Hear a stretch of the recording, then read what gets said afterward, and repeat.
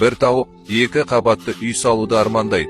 Үлкен үйде тұрғысы келген соң, күнде таңертең ерте тұрып, жүгері егіп, егістікке кететін.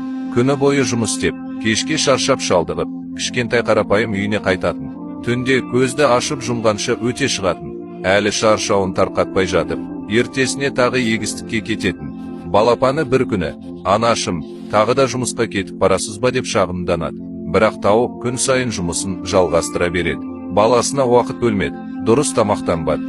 Кейде тіпті су ішуге де уақыты болмады. Демалыс мереке дегенді білмей, тек мақсатына жетуді ойлады. Көзді ашып жұмғанша уақыт өтіп, үйінде енді балапан емес, үлкен, мығым әтеш жүрді. Ол анасын бұрынғыдай анашым демей, жай ғана ана деп, ересек адамның дауысымен сөйлейтін болды. Көп жыл еңбек еткен соң, тауық армандаған екі қабатты үйін сатып алды. Енді өмірден ләззат аламын, баламмен көбірек уақыт өткіземін деп ойлады. Бірақ баласы үйленіп, бөлек кетіп қалды. Ал тауық қартайып, ауруға шалдықты. Бел ауырып, таяққа сүйеніп жүретін болды. Үлкен үйдің ішінде жалғыз қалып, адасып жүргендей еді.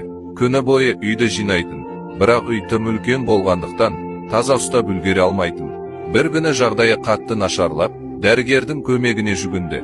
Өмір мен өлімнің арасында жатқанда, дәрігерге көз жасымен былай деді: дәрігер, сіз әлі жассыз. Мен жіберген қателікті қайталамаңыз. Ешқашан екі қабатты үй алуға асықпаңыз. Өмір бойы сол үй үшін жұмыс істейсіз. Кейін қалған ғұмырыңызды оны тазалаумен өткізесіз. Ал ең жақсы бөлме жоғары қабатта болады. Бірақ қартайғанда баспалдақпен көтеріле алмай, соңғы күндеріңізді төмендегі қонақ бөлмеде өткізесіз.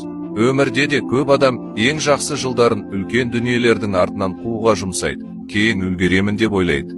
Бірақ уақыт кері қайтпайды. Кейінге қалған нәрсе бір күні жоқтыққа, жалғыздыққа, өкінішке айналуы мүмкін. Сондықтан дүние мүліктен бұрын қасыңыздағы адамдарды бірінші орынға қойыңыз.